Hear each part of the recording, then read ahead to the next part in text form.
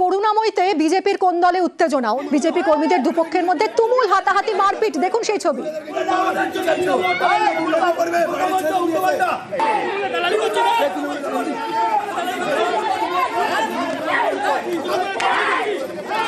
বঙ্গ বিজেপিতে আদি 90-এর লড়াই অনেক পুরনো। 2021 বিধানসভা নির্বাচনের ব্যাপক পরিবর্তনের হাওয়া যারা তৃণমূল কংগ্রেস ছেড়ে বিজেপিতে এসেছিল এবং অতিরিক্ত যত্ন খাতির আপ্যায়নে যারা নিজেদেরকে বঙ্গ বিজেপির হত্যাকর্তা বিধাতা ভাবতে শুরু করেছিল, তাদের সেই ভাবনা চিন্তার জায়গা থেকে বিজেপিকে বাঁচাতে, বঙ্গ বিজেপিকে বাঁচাতে বিজেপির পুরনো কর্মী সমর্থকরা সোচ্চার হয়েছিল। আর সেদিন থেকে শুরু হয়েছিল বঙ্গ বিজেপির আদি 90-এর লড়াই। কিন্তু সময়ের সঙ্গে সঙ্গে এক দলবদলু সর্বগ্রাসী নেতার তীক্ষ্ণ আগ্রাসনের সামনে বর্তমানে বঙ্গ বিজেপিতে আদি বলে আর কিছু নেই। পুরনো কর্মী সমর্থক নেতারা হারিয়ে গিয়েছে, বা বলা ভালো তাদেরকে হারিয়ে যেতে হয়েছে। আর সেই সর্বগ্রাসী নেতার তীক্ষ্ণ আগ্রাসনের অসম লড়াইয়ের সঙ্গে পাল্লা দিয়ে এখনো পর্যন্ত বঙ্গ বিজেপিতে পুরনো বলে যে বা যারা টিকে আছে তাদের মধ্যে অন্যতম হলো দিলীপ ঘোষ। আজ যারা বড় বড় কথা বলছেন তারা হিন্দুর জন্য কতটা লড়াই করেছেন, কি ত্যাগ করেছেন। 4 পয়সার ত্যাগ নেই, বিজেপিতে কামাতে এসছেন, কামানো কমে যাচ্ছে। আমি দোকান সাজিয়ে দিয়েছিলাম 77টা এমএলএ দিয়ে, 1 ডজন এমএলএ আজকে নাই কেন?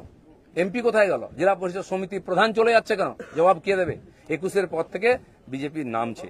19 সালে বিজেপি 41% ভোট পেয়েছিল এবং আজ অনেক নেতা আমাদের পার্টিতে তার বিরুদ্ধে লড়াই করে আমরা পার্টিকে বাড়িয়েছিলাম। অনেকে প্রশ্ন করছেন 41% ভোট আর 121টা বিধানসভায় আমরা লিড নিয়েছিলাম।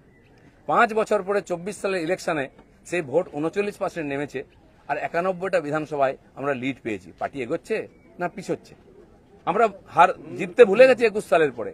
প্রশ্ন করুন, পাবলিক প্রশ্ন করছে, দিলীপ ঘোষের এটাই প্রশ্ন আছে। যারা আমাকে প্রশ্ন করছেন আমি তাদের দিকে প্রশ্ন করছি, আপনারা তো নীতি শেখাচ্ছেন, রাজনীতি শেখাচ্ছেন, হিন্দুত্ব শেখাচ্ছেন, কি দিয়েছেন সমাজকে? কেন পার্টি নেমে গেছে? 250 লোকের প্রাণের বিনিময়ে যে পার্টি দাঁড় করিয়েছিলাম সে পার্টি কোথায় আজকে? কেন হারছি আমরা? কেন লোকে ছিচিৎকার করছে? আর এই দালালরা যেদিন থেকে পার্টিতে এসছে বিজেপির গন্ধও চলে গেছে, বিজেপির স্বাদও চলে গেছে, লোক বিজেপির ভরসা করতে পারছে না।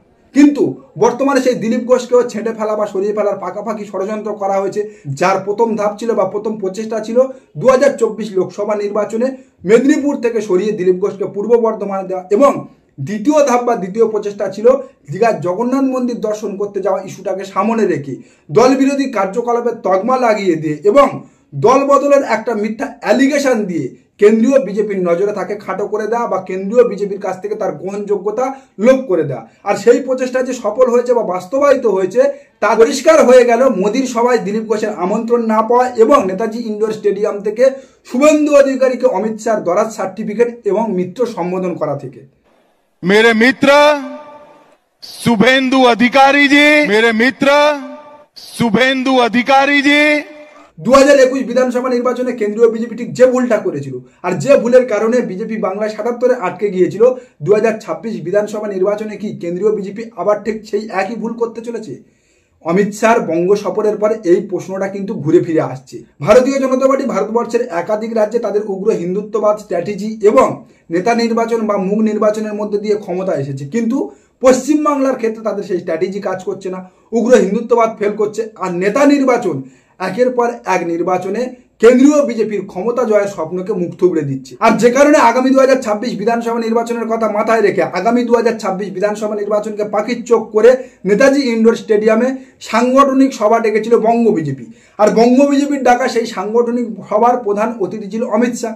গোটা পশ্চিমবাংলার মানুষ তাকিয়েছিল অমিত শাহ এই সভা থেকে অন্তত বঙ্গ বিজেপির আদি 90-এর লড়াইয়ের ইতি টানবেন, শুভেন্দু দিলীপ যে সংঘাত চলছে সেই সংঘাতের সমাপ্তি করবেন। কিন্তু বঙ্গ বিজেপির এই সাংগঠনিক সভা থেকে অমিত শাহ পুরনো বিজেপিদের সম্পর্কে কোনো মেসেজ দেওয়া তো দূরের কথা, আদি 90-এর লড়াই মেটানো তো দূরের কথা, শুভেন্দু দিলীপ সংঘাতের সমাপ্তি টানা তো দূরের কথা, যেভাবে তিনি দিলীপ প্রসঙ্গ এড়িয়ে গিয়ে এবং শুভেন্দু অধিকারীকে দরাজ সার্টিফিকেট দিয়ে মিত্র সম্বোধন করলেন, তাতে করে আগামী দিনে বঙ্গ বিজেপিতে যে শুভেন্দু অল ইন অল তা একেবারে দিনের আলোর মতো স্পষ্ট হয়ে গেল।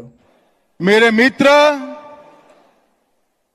और बंगाल विधानसभा में जिनके खड़े होते ही दीदी को डर लगता है,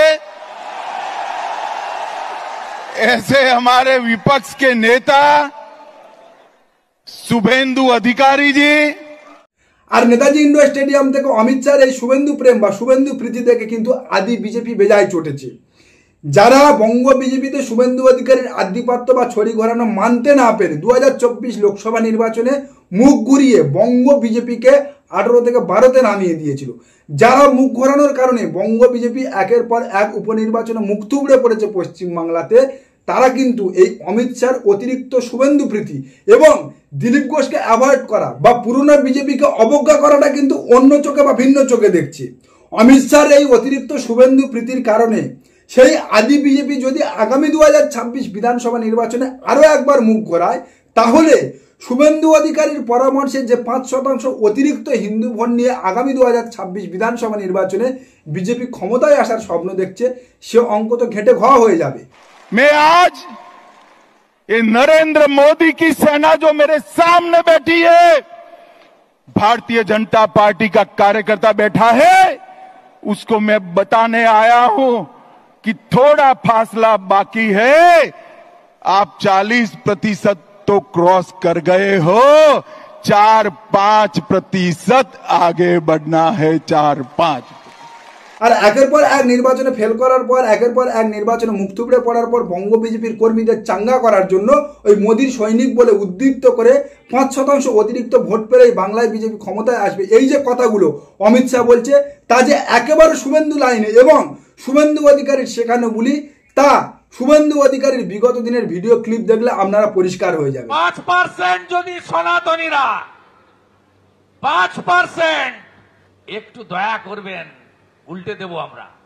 যেখানে আগামী বিধানসভা নির্বাচনের ঠিক 1 বছর আগে দাঁড়িয়ে আদিনব্যের লড়াই না মেটাতে পেরে, আদিনব্যের গোষ্ঠী কন্দল না থামাতে পেরে, শুভেন্দু অধিকারীর পরামর্শে দিলীপ ঘোষের মতো একজন পুরনো নেতাকে ছেঁটে ফেলছে অমিত শাহ, যেখানে 6 মাস যাবৎ শ্রাদ্ধ বাড়ি, বিয়ে বাড়ি, অন্নপ্রাশন, হাসপাতাল, মর্গ, রাস্তাঘাটে ঘুরেও বঙ্গ বিজেপি 1 কোটি সদস্য সংগ্রহ অভিযান সম্পন্ন করতে পারেনি, যেখানে 2024 লোকসভা নির্বাচন সমাপ্ত হওয়ার 1 বছর পরেও সুকান্ত মজুমদারের মতো ট্রেনি সভাপতি দিয়ে কাজ চালিয়ে নিয়ে যেতে হচ্ছে, যেখানে 2024 লোকসভা নির্বাচনে 6টা আসন হাতছাড়া হয়েছে, 38% ভোট শেয়ারে এসে দাঁড়িয়েছে, সেখানে শুভেন্দু অধিকারীর পরামর্শে বা শুভেন্দু অধিকারীর শেখানো বলিতে আর মাত্র 5% ভোট শেয়ার এলে ভারতীয় জনতা পার্টি বাংলায় ক্ষমতায় আসবে বলছে অমিত শাহ।